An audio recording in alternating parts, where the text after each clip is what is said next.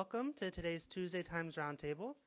It is my great pleasure to introduce today's moderator, Dr. Martha Barantovich, who is an instructor in our School of Education and then a very big fan of Minions. A very big fan of Minions. Which is not written on her bio, but I know that about her. Yes. True.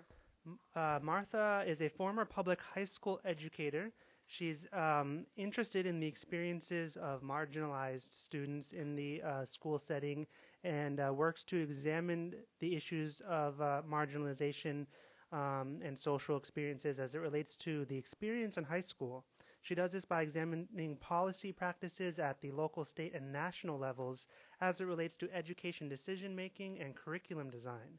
She believes that honest and forthright dialogue regarding issues in education need to take place at all levels, and I'm sure we'll be experiencing some of that belief today at this roundtable.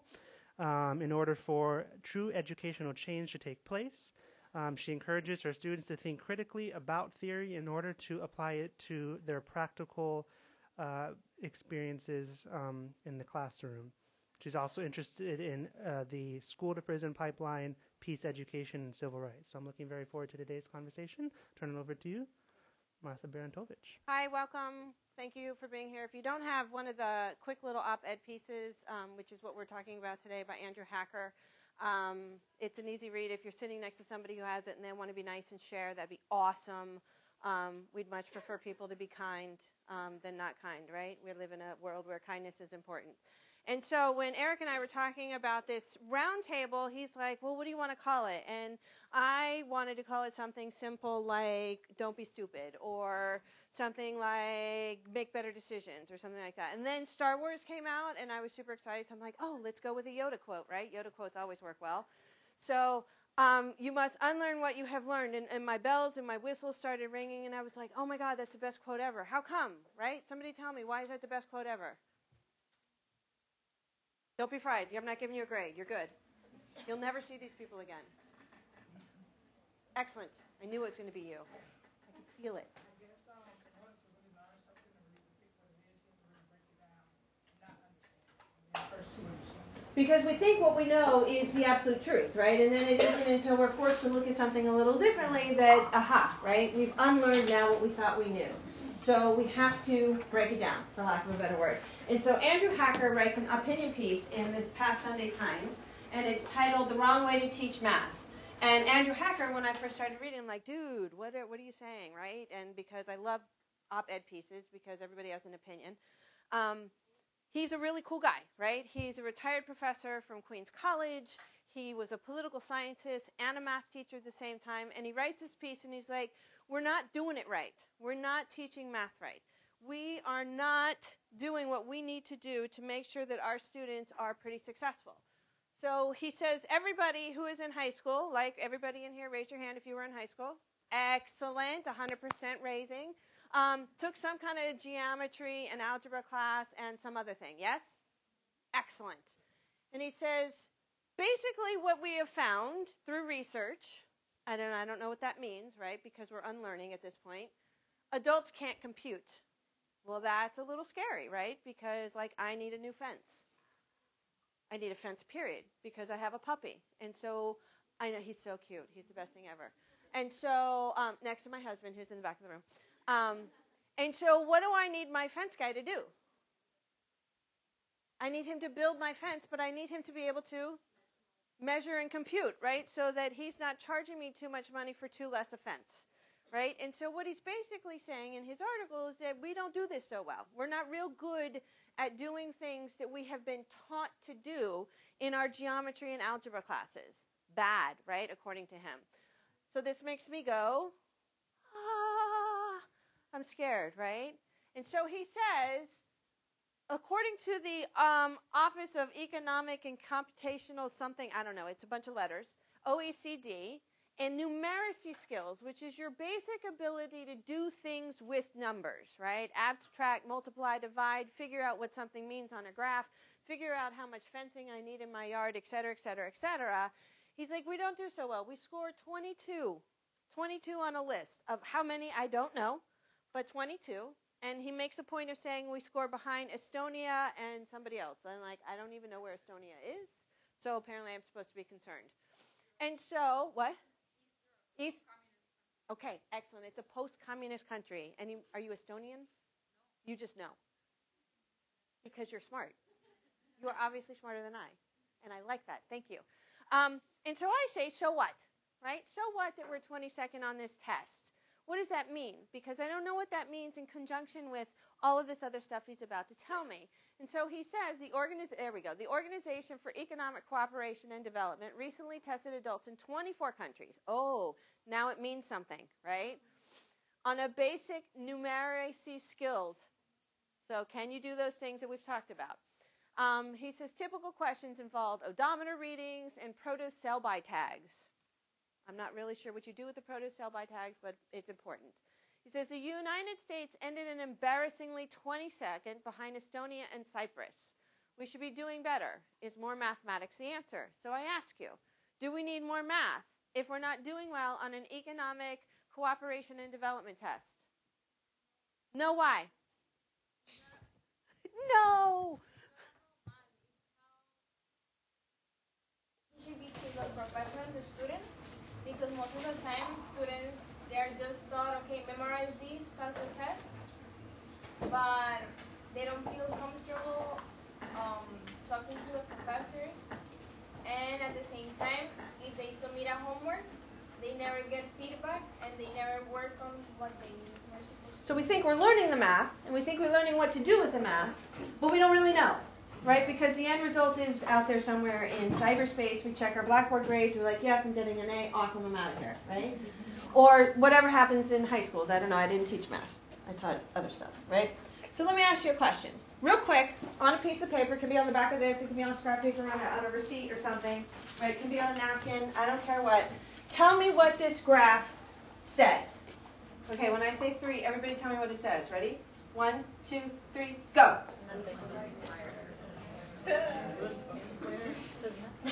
Who should you vote for if you want to vote one of these guys back into office based upon this graph? I should vote for Clinton based upon this, right? No, I should vote for Bush. Why? Because according to the graph, right, if I look at the boxes, what do I see? Bush had more people employed than... Bush had more people employed than not employed, right? Or his unemployment rate was lower than Clinton's. But what does this graph really tell me? There's barely a difference, right? Because if you look at the numbers, 5.20 and 5.185, what's the difference between those? It's negligible, right? It's 0.02 in a percent. So really, ultimately, how should this graph look? Yeah, it should be like your hands, like almost the same when you put them palm to palm, right? But if I present this to you and I ask you to make a decision based upon who was a better president based upon unemployment data, what are you going to tell me? Let's vote Bush back in office, right? Please don't do that. All right. What does this graph tell us? They don't know how to make graphs. They don't know how to make graphs. Excellent. What else? 1921 was a little bit colder than 2012 by 3 points, less than 3 points. Okay. What else does this graph tell us? That they don't know the order in which year should go. It's not in year order, but what is it? What kind of order is it in? I mean, Temperature order, right? So, like, basically, if they had done it in year order, it would look very different, right? It'd be up, down, up, down, up, down, up, down. Who's trying to use this graph? the climate national overview. Okay, the Climate Central, State of Climate National Overview, Climatic Data Center. Somebody, for what purpose? Saying the warmest global record.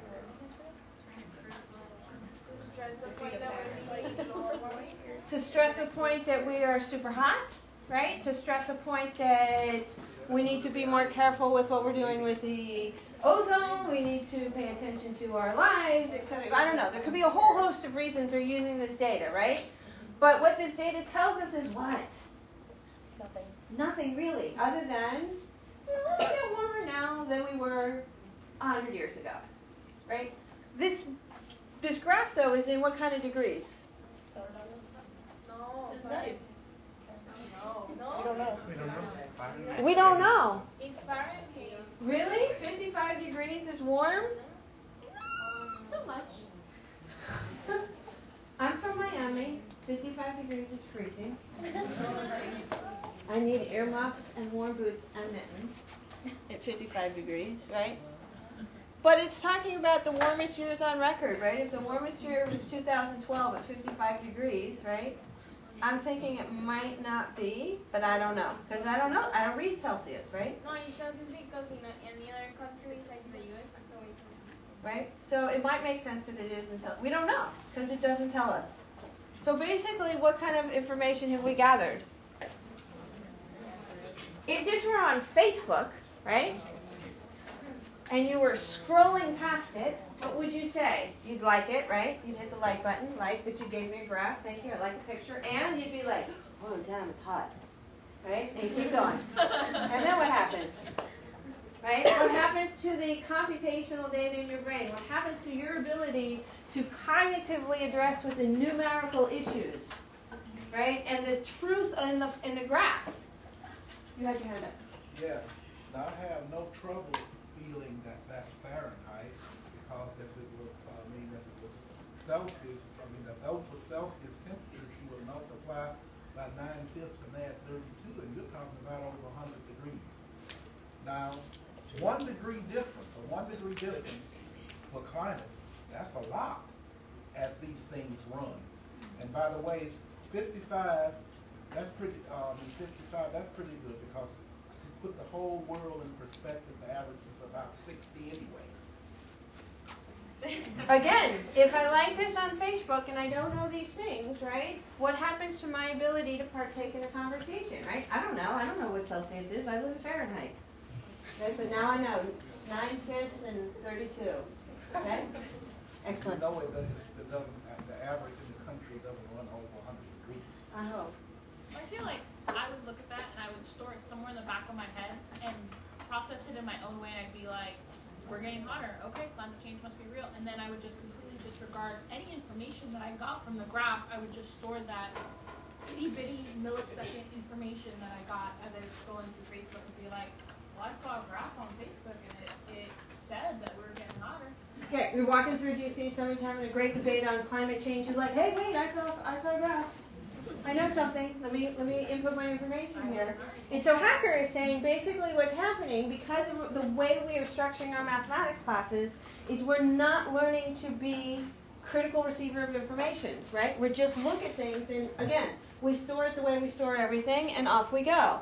And so he says, we need to look at math differently. And he talks from a perspective of somebody who is very well regarded in his field in political science, and he's broadened into math because he sees the disparity.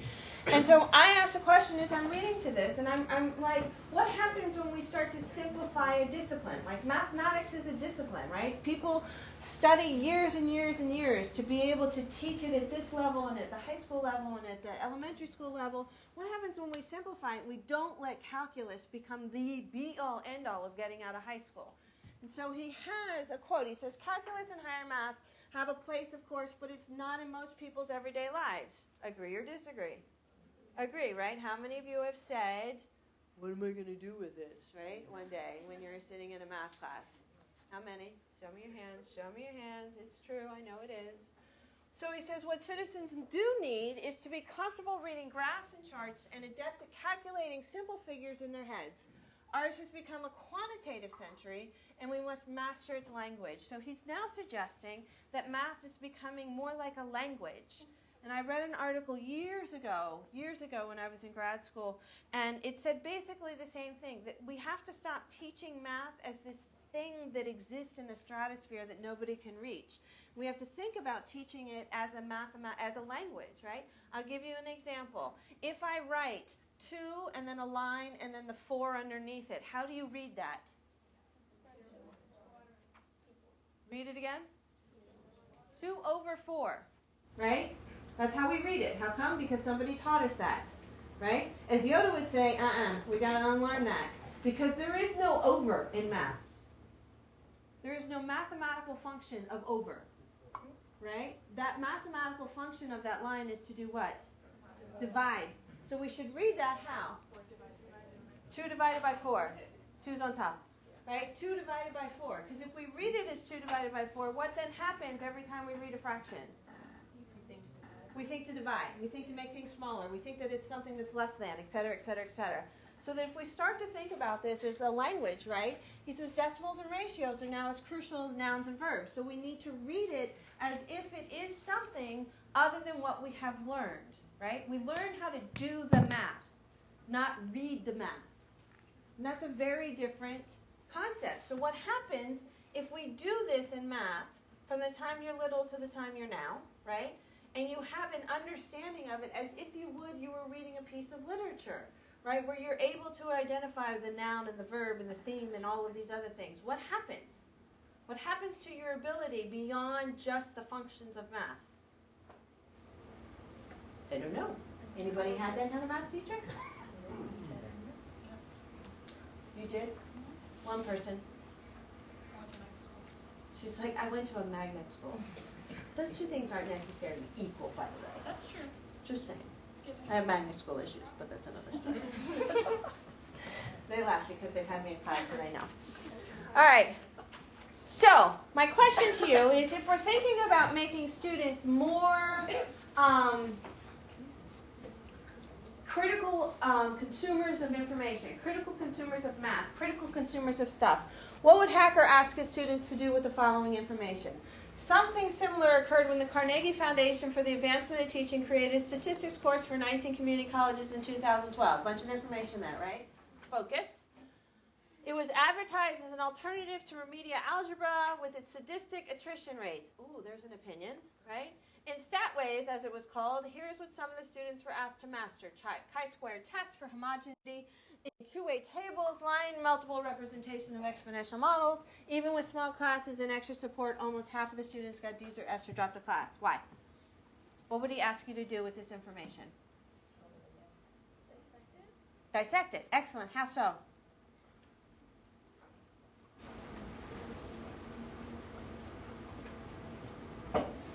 Crickets, crickets. Go. If you want to be elementary about it, just the who, why, when, what. Let's go with the who, what, where, when, why, right? So who's he talking about? The Carnegie Foundation for Advancement of Technology. Okay, so the Carnegie Foundation for the Advancement of Teaching, right? Who is that? Carnegie. Anybody know who Carnegie is? Like a software? He's not like a software. Who is it? Anybody ever heard of Andrew Carnegie? Okay, good. Yes, thank you for the 3 old people in the room. Right? Who was Andrew Carnegie? He was a great steel-making tycoon. He was a tycoon. That's a great word for him. He was incredibly wealthy. He is your perfect rags to riches story, right, in the American story. He came from nothing. He was working on the line, and he wound up owning steel mills all over southwestern Pennsylvania. Yes?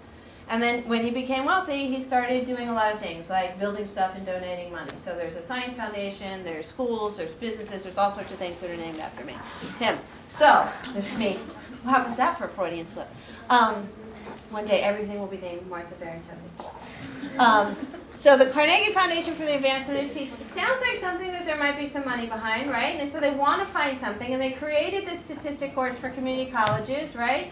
And so instead of taking remedial algebra, you can take statistics, because who doesn't like statistics, right? Well, think about it. We just did 2 statistical things, right? We just really analyzed 2 pieces of statistical information, right? So who doesn't like statistics? That's too bad. Statistics are great, right? And as a result, right, what happened? What is he saying?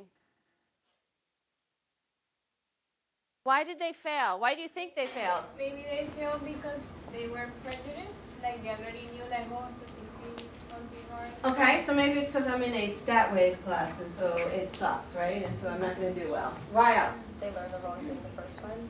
They maybe learned the wrong thing the first time. I think he's saying that because they're learning these things that are that even have very complicated names, like the chi-square test for homogeneity, without necessarily connecting that to what statistics can be used for and how it's relevant in the real world. Who needs a chi-square test for homogeneity? Anybody? Anybody? We can get you one, cheap. Nobody needs a chi-square test for homogeneity? Do you even know what to do with a chi-square test for homogeneity? No, so why would you take a class that makes you learn that, right? I had to take statistics class in my grad work, and guess how much statistics I use today? 0, right? People talk, I don't even know what that is. Do you know what it is? He's doing doc work right now. Right, I know that. Right, and I know what a multiple regression is, and I know, like, in theory what they are, but guess how many times I've used them? 0. But what I do is I look at stuff like this, and I'm like, this isn't making sense. Right? No wonder these kids got DNFs, because what was offered to them?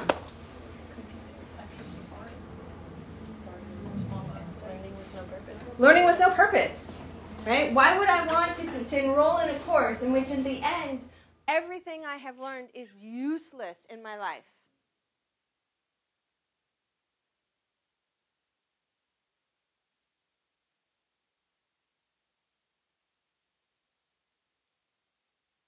Part is to advance. And so, you know, if you want to go into grad work and into grad school, you're going to need that. If you learn this information as a basis to open your mind. And so if you go into the class being like, oh, I'm never going to use this, then you're never going to learn anything. But you don't need it in a community college setting. You need it in grad school, so you can write a dissertation, so you can do research, right? I mean, if you take an undergrad in psychology, you're going to need it. Why do you need it? Because you have to when you do research, you have to run your own research program. But you also have to be a consumer of research, right? So if you're learning this to be a consumer of research so that you can then produce research, it becomes a very different story, right?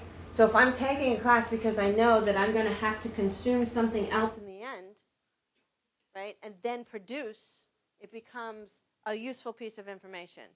But statistics for statistics, maybe not.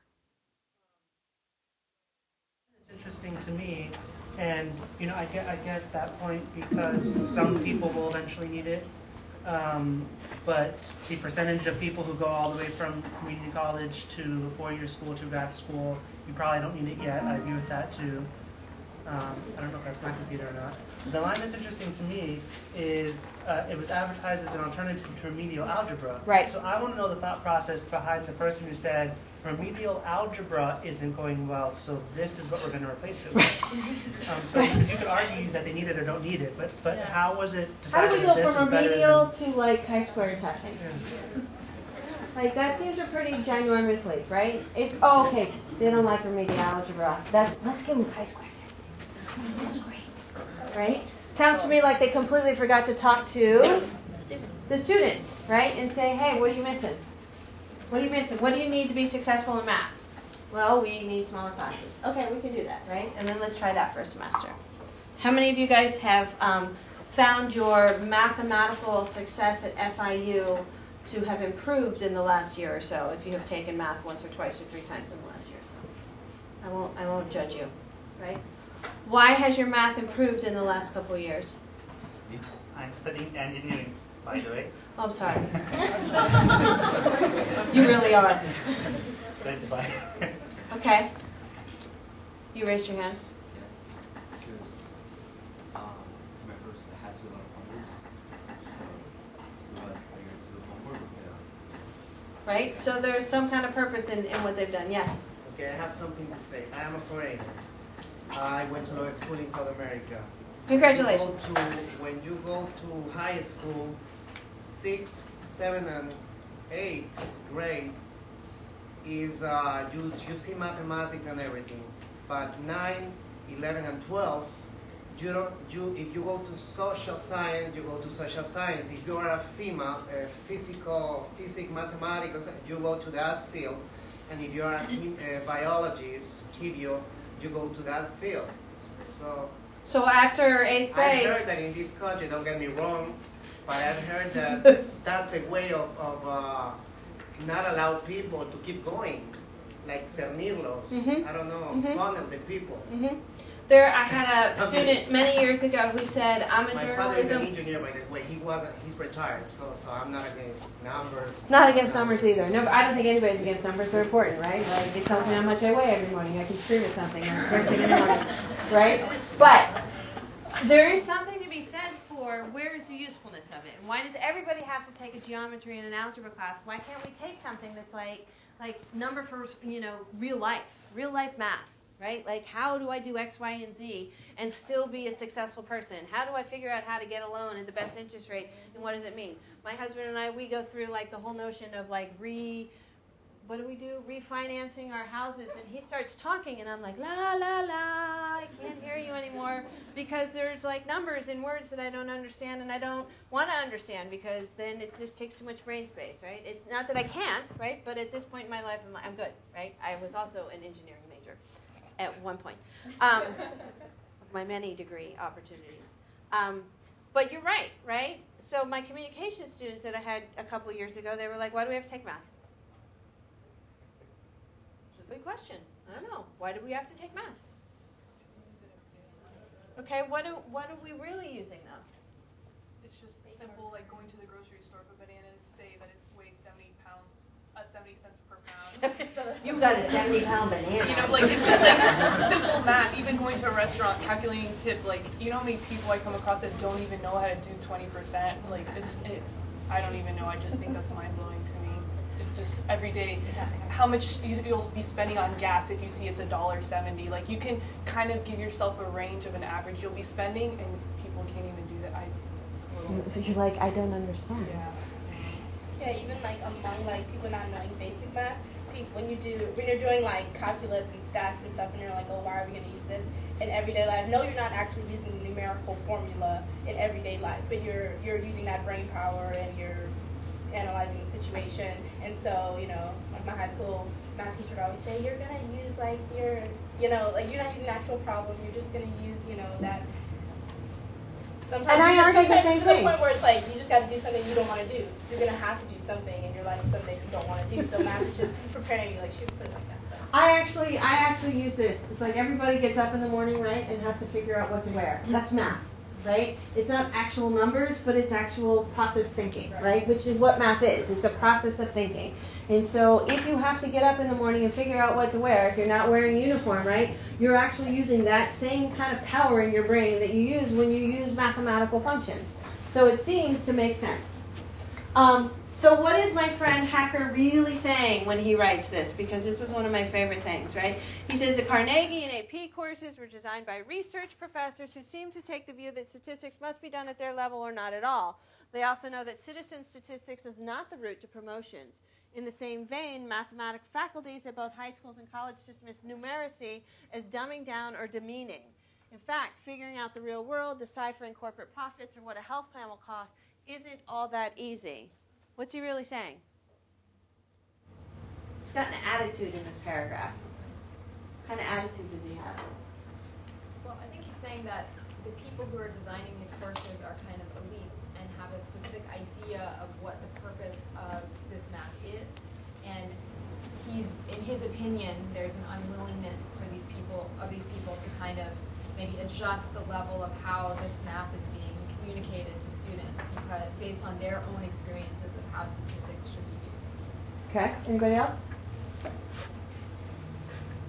I think that what this is saying about math is true of every academic discipline, where the people who make it to such an advanced level that they have PhDs and have discovered new knowledge and published their own research, for almost the most part, cannot go back and make that information communicable in a day-to-day useful way. And that's true not just of math, but of psychology and of history and social studies too, where once you are such a master of these concepts and the processes behind these concepts that you lose the ability to go back and make it meaningful, except for a very rare few people who can navigate those two worlds. And that happens for every subject, and it's a big problem for education. This is like that commercial, the tax filing commercial, where they bring when they bring in the expert or the genius, and they're like, check that box, right? Like, and you're like an astrophysicist, and you're telling me just to check about, and you're like, I got it, I'm good, right? So there's something to be said, and this is an issue, as you guys are here at the university, right? You see this, you know this, you live this experience.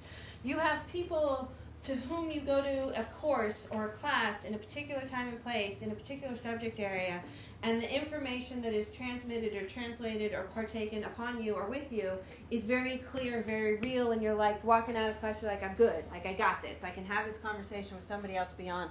And then you have those people who are, what he's suggesting is like, you know, they're so out of touch because their focus and their belief system is about moving there, whatever there is. And so I know you've had these experiences. I've had these experiences. I swear to God, I was taught chemistry by Santa Claus. He really did. He looked like Santa Claus. And he would stand at the board like this, and he would write, and he would erase. And he would write and erase, and write and erase. And he'd get to the end, and he'd say, you got it? And we're like, no. Right? No, don't have it. Don't even, he lost me back there at like H2, and then you were done. Right? So I didn't get any chemistry. I didn't get any chemistry. So it may be why I'm not an engineer now. I don't know. It may not be. But what's the middle ground? How do we make the discipline happy, right? Because the discipline is honorable. And how do we make the practical application of the discipline happy so that you guys leave a university, right? You're here for this advancement of knowledge. How do you leave here asking more questions and thinking deeper? In my opinion, because I don't know that it's feasible to have one person be the researcher and the teacher for the two different skill sets, it would be making the profession of teaching at the K-12 and college levels as prestigious and respected as a job as a researcher. So you have this thing in the university where research brings in the money. The people who get like the full-time positions and stuff are researchers, and people who just teach because they're good at teaching are adjuncts and instructors and don't get benefits and don't get paid. And it's a different skill, though. Like, I regret that now that I have to give up teaching a class that I teach to do a doctoral program with a dissertation, because if you want to move up in this field, you have to do your own research because that's what's valued. But maybe some of us are just good teachers and want to teach and have the ability to synthesize the information that all these wonky type people do, and they still are the ones who deliver it. But you'll never have a career that way. That is, of any kind of advanceable sort. So, well, and I think it comes down to how do we define what's valuable knowledge, right? Where does the value? And that's a whole other Tuesday roundtable. But when we break it down from all levels, right? From collegiate, from in public schools, in elementary school, what's important, right? What's important, and to whom is it important? So you put a little kid in a classroom, and there's one group of people that are saying they have to be able to do X, Y, and Z, and the little kid's like, can't I just color and eat dirt, man? Like, that's why I'm here, because my mom won't let me eat dirt at home, so I want to eat dirt here, right? And so how do we find something that works for the both? Like, so maybe we'll just let them eat dirt on Mondays, but then on Tuesdays, like, they have to do, like, all of these other important things, so that they're walking out with some practical experience, but there's also, like, advanced set of knowledge. The other idea is that we quit talking to each other, right? And hackers, like obviously research professors are not talking to students, because if they were, guess what? They would be doing different things, right? They would create courses and stuff that were important and that were relative to students. There used to be a course here in religious studies, and I don't know if it exists anymore, that was exploring the Da Vinci Code. Does it still exist? Anybody know? Anybody in religious studies? No? You could read the Da Vinci Code and talk about it online in a class. I was like, that is the coolest class ever. I would take that class. Right? How come? Because I'm interested in it, right? And it sounds fun. How much fun do you guys have in your degrees now? Don't everybody answer once. No? You're having fun? Yeah. You're happy? You're good? He's like, but I'm weird. Don't ask me. I don't know if I'm done or not. No, I have one more. All right. So, according to Hacker, right, and according to my title, what do we need to unlearn in order to learn?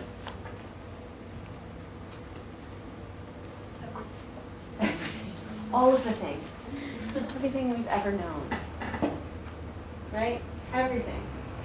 Everything within that we believe so firmly. Yes? I guess this like preconceived notion that we can only learn something a certain way, and that once we know it that way, we shouldn't have to think about it any other way. Like it's this way or the highway, but like people learn differently. People remember things differently, which is why it's so hard for people who are so high up in their degree sometimes to convey it in a much lower level to people who aren't there yet.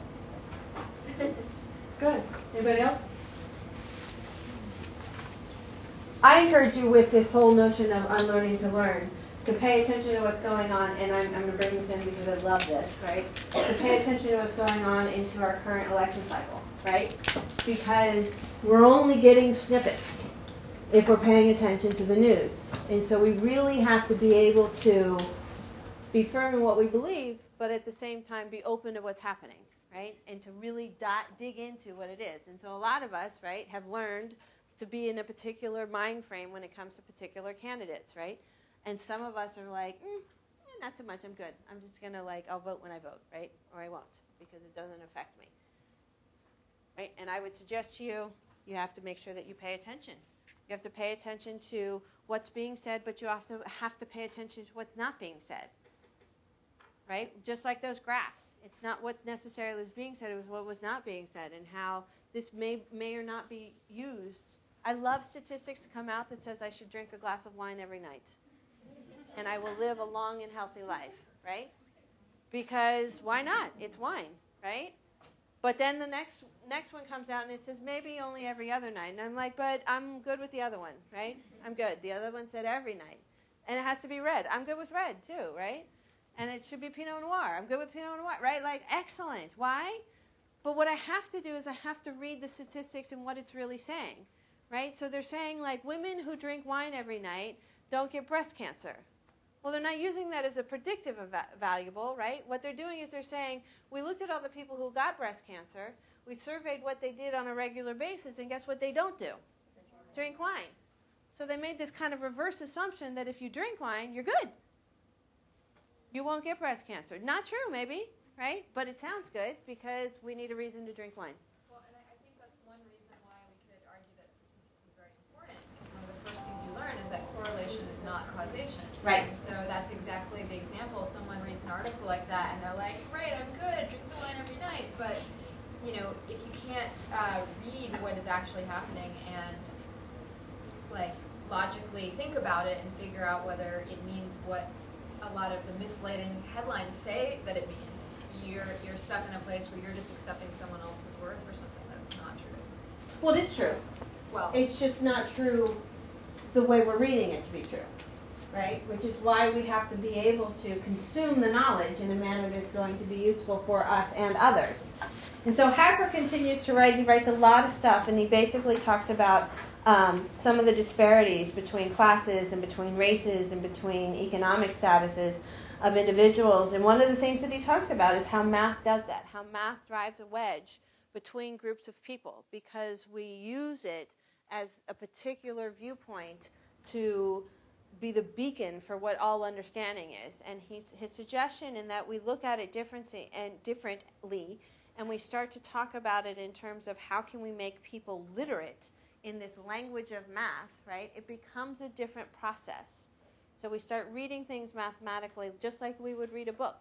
And we start performing mathematical functions and understanding math just like we would understand, directions to build something or to take a medication or to, put together the IKEA table that we just bought. I don't know. It's all related, right? Don't tell me you don't need math if you buy from IKEA. So I couldn't agree more that the type of math class that the article and you are describing should be implemented across the board, across the country, for everyone. But I'm still not clear or not comfortable with how we determine which students do need these higher level math classes that we're saying are not so important here. Because at the same time, even though you don't necessarily need it if you're not going to use it, the economy is so technology based, the problems that we are facing require so much kind of engineering, and STEM is such a big thing, not only for society as a whole, but for individuals to really have good careers.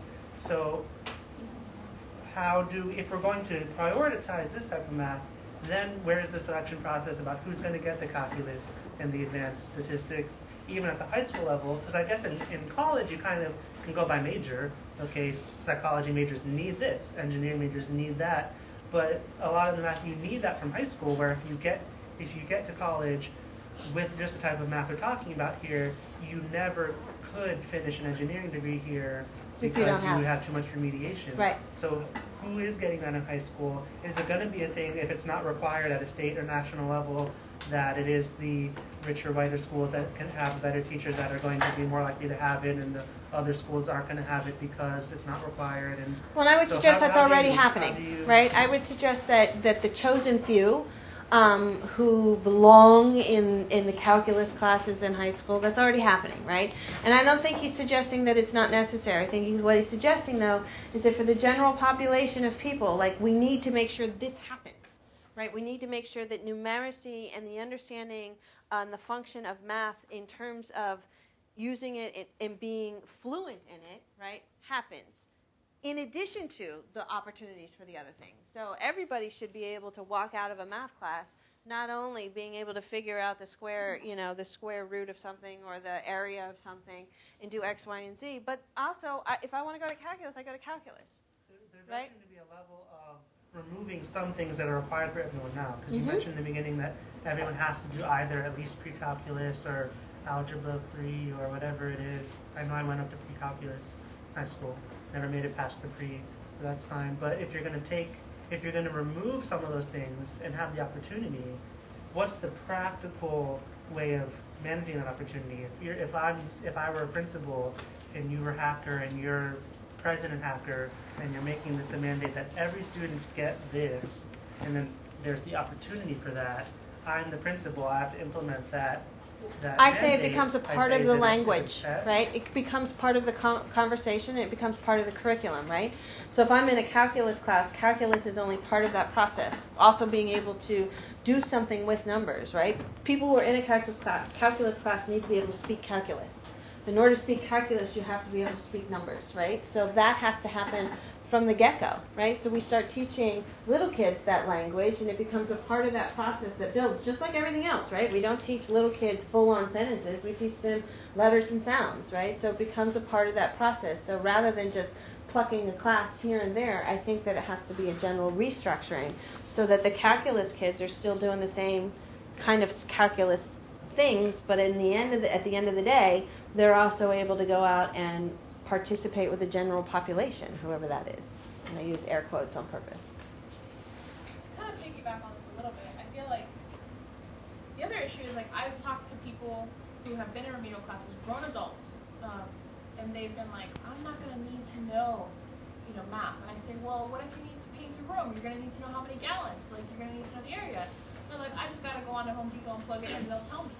And I think the other issue to this is that we don't want to learn anymore because it's all automated. There's a calculator, there's an app for that, there's a this, there's a that I can just pay someone to put up my fence. I don't need to worry about it. You know what I mean? I just got to get a bunch of quotes and whatever falls in my budget, in that, right? Then I'm good. They don't know if the materials and the labor is actually worth it, and everybody's overcharging you. I mean, that's normally what happens, but there's this unwillingness, I feel like, and whether you want to base it on, there's a lot of different theories as to why this is, but I think the fundamental thing is there's an unwillingness and to want that information as well. And I think that stems from we have shoved things down kids' throat for so long that when it comes to the notion, and we speak a language, we speak a singular language, right? You go to reading, you go to math, you go to science, you go to history, you go to PE, you go to lunch, you do this. And so everything is very singular, it's very clearly identified, and so forth and so on. So if we stop calling it math, right, and start calling it logic or critical thinking or, a skill or something that can be taught, because all of this is teachable stuff, right, it then becomes, you don't need to do it for yourself, but you need to know whether or not you're getting screwed out of your money. Right? So that when somebody comes back with a quote, or your Home Depot person says you need 14 gallons, you're like, I'm painting a room this big. I'm pretty sure I don't need that, right? Just for the mere fact of so that becomes a language thing, right? So if we always talk about math, right? People go, no more math, right? I hate math. Math sucks. Right? Everybody hates math. Math sucks. But really, if we start talking about it like it is something other than math, right? It becomes we switch the view. We unlearn, and we learn in a new direction, right? We get to look at it differently. I think it's doable. I think he has some valuable, insights. I think it's a matter of, we think very practically, like, how does this look if I am going to implement this idea in a particular school system? It's like, yeah, I don't know. We have to have a conversation, right? Which is why people write opinion pieces. Anybody else have any other questions, concerns, desires, needs? Other? Yes, ma'am. So what classes do you teach? I teach, I laugh because I love when people ask that question. I teach what's called Education in History, EDF 3521, which is a general UCC course. And then I teach a global learning course, Social Cultural Foundations of Education, which is, these guys have all taken it. That's the class that everybody walks out going, right? Because I make them think about things. Hard. Yes? Yeah, it is interesting what you said because sometimes people get afraid or scared a priori when they hear math, but at the same time, maybe it can block the person willingness to keep going with the math things. But at the same time, there is people that is good for reading. There is other people that is really good for math. There is people that is good for sports. So in that case, not necessarily you have to be, able to do math or... Right. You don't have to be the expert, but you need to be able to function, right? I think people in sports are could be far better mathematicians than we let them be, right? Because they think in a manner that requires spatial relationships, that requires lines, angles, numbers, and those kinds of things. So it's like if we take what they're good at and what they do well, and we recreate it so that it becomes this other thing, right? It becomes bigger. People who read do it. They understand that. They're like, I can identify tone, I can do this, I can do it. So they can dissect, right, for lack of a better word, they can dissect what they're reading and explore it in a manner that just uses numbers instead of letters. And I think if math was like a little bit more relatable, like for example sports, if maybe like we use, for example, a football player and we use football, they would get it more. Like with me with math, and I'd have a word problem, and like Stacy's basement's flooding. What do I need for like? I don't care about her basement. Like I don't have a basement. I don't know what a basement is. It's Florida. So like maybe making it more like relatable to every day, rather than like, this is the word problem you need to know for, and you need to learn it. I feel like teachers, not all of them, but I feel like they just don't give other students who like need help with that, because like you can have a football player who sucks at math but he's like wants to learn, and I feel like teachers just don't care because he's like, oh, he's already failing, I lost interest. But if you just made it like, okay, well in football you have to run however much, like they're doing some sort of math every day when they go to practice. If you just did it and like put it in terms that he would understand or enjoy, then they would like it more. But I feel like people just quit and like don't want to go that extra step to help them. Who would? You also have to make teaching like meaningful. Crazy talk right there. Meaningful teaching? Yeah. That sounds fun. Connections and stuff like that. That's why, like, if they make the connection with math, then that's a connection that they'll remember, and that's why. I like to call that the light bulb effect, right? It's like all of a sudden you can flip everybody's light bulb on at some point, right, in their learning experience, and it happens. And when you see it happen from this point out there, it's like, oh, I did that. But when it happens here, right, you're like, oh my God, I get it. Like, and the next thing makes sense, and the next thing after that makes sense. And so we have to just turn the lights on, right? And that requires, there's all sorts of language now to use, but it requires this person addressing that crew, right? Whatever that means. And you have to know who those people are. You have to be a little mindful of who you're teaching. Yes, we do mindfulness in my class. Yes.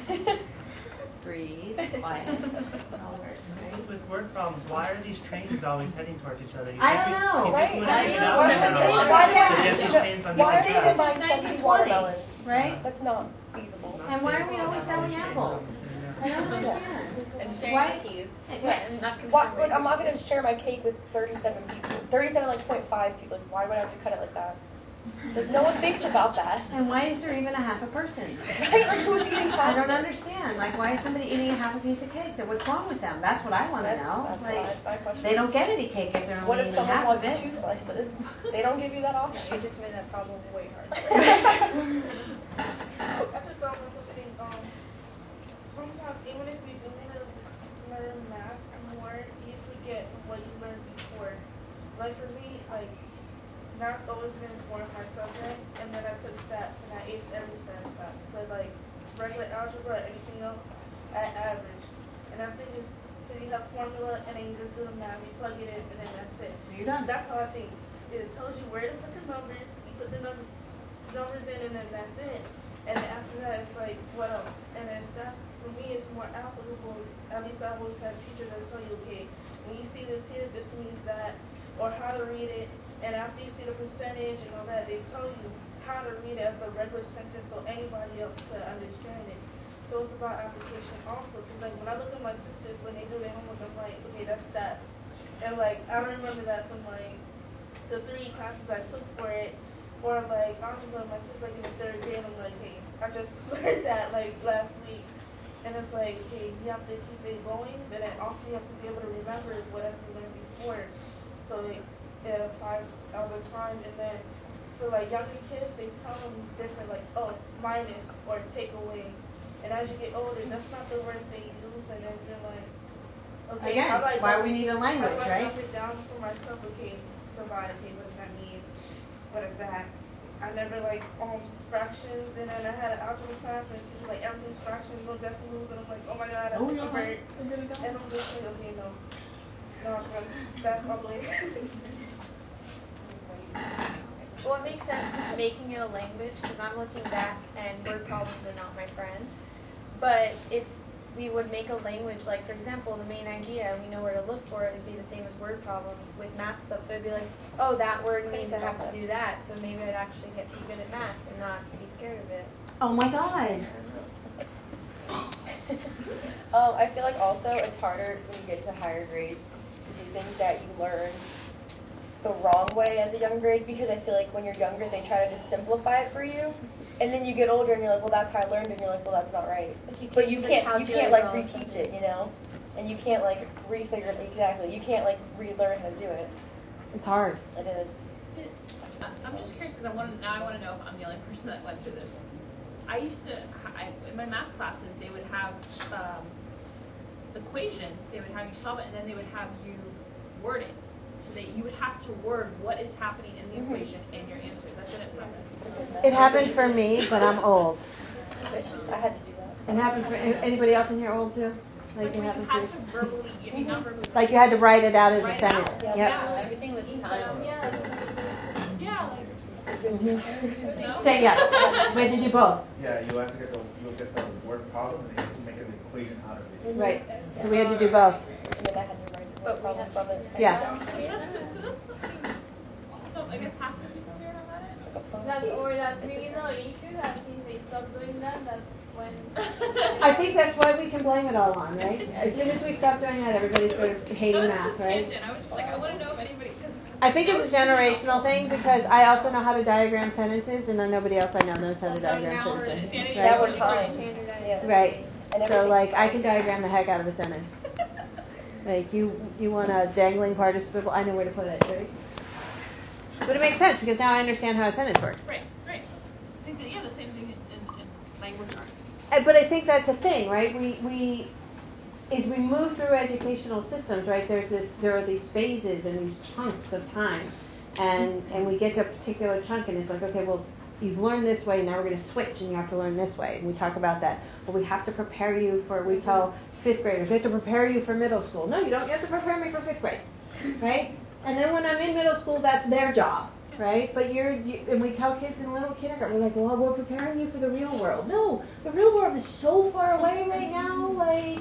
The real world is dirt and crayons. That is it. You know, and who's picking me up after school and what kind of snack am I getting? That is the real world. My neighbor's a 4th grade teacher, and she says it's the hardest grade to teach because she gets, like, her whole class is students that just barely passed Like they learn just enough to like get them to 4th grade. So she says she has to go back and teach them what they should have learned in 3rd grade and then what they should know in 4th grade. And she says it's the most miserable thing, and no one ever wants to be a 4th grade teacher because of it. See, 4th grade, it used to be the best grade to teach. Anymore. I hated 4th grade. My teacher was a bitch, so. Well, I had the worst 4th grade. Anybody else? So my last comment that I've been thinking about, when it comes to teaching strategies, it's actually quite political. And if you get deep enough into the internet, you can find some of these arguments about, do you grade math where it just is about the right answer, or do you grade math so that you get kind of the points along the way for doing the right steps? And that's an interesting debate because you find like political ideology in there where the kind of conservative industrial American ways to get the right answer, doesn't matter how you got there. Stories. And then to be getting these points along the way, or to be getting the right answer but losing points along the way because you missed a step is kind of like this hippie liberal kind of way. And that's how these arguments are framed. Like there's without a doubt. There's really interesting stuff online that's anti-IB curriculum, and they get into the international baccalaureate. And they have like these anti-IB websites, and they get into how un-American it is to have schools teaching students that it's to give students points for a process that led them to a wrong answer, like how, and it's like, it's literally called un-American and stuff. And of course there are pros and cons to both ways, and like everything else in life, but it's interesting to think about, like, which one of those is better pedagogy, but then also what are the social implications for teaching one or the other. Without a doubt. Teaching isn't about just if it were just about teaching it, we wouldn't be where we are today, right? It is totally about the political and social interaction of people's ideology and who thinks they have a better one. So I have a funny story that happened recently. I have to take a subject placement test for my teaching degree, and it asks a simple question, which is, if a kid saves $9.75 every week and he wants to buy a movie or like a video game that's $40 and something change, how do you do the math? So I'm sitting here, but I'm also doing like 8 other things, and my coworker comes over and she looks at it and she's like, oh my gosh, I haven't done this math in forever. And she calls another coworker over, but these two people are from different countries. One is American and one is Colombian. So she's looking at it and she's like, oh, well, I do it this way. And then was, well, I do it this way. And they were arguing over the process of how to do it rather than the answer. Mind you, neither of them got to the right answer because they were too busy fighting over it. And it took me a while, and I was trying it her way, I was trying it her way, and I had to communicate my way of doing. Mind you, these are all like women over like at least 35 years old, except for me. There were 3 35-year-olds and then me, and I'm just sitting here like, well, I just want to figure out the answer. The process of math is an interesting thing, like, because I've heard that story 100 times. Somebody comes from another country and they're like, I got in trouble for doing my math and my chemistry this way because that's how I learned it in my country. And then when I came here, my teacher was like, no, that's wrong. And it's like, it's not wrong. It's not wrong. There's classrooms where the kid will do it a different way, but they'll get the right answer, but the teacher will tell them it's wrong, and then the child will do it the way that they asked, but they'll get the answer wrong and it's still wrong. So either way the student is wrong, and then there's kids who do it another way and get it right. And it's just, there's no proper way of gauging, how to do it. And then it depends on your teacher. It depends on what they're expecting from you. And I think it's a lot of pressure on the kids, and it's a lot of pressure on the people who need to grade. I will agree. I want to thank everyone for being here. And thank you for coming. Thank you.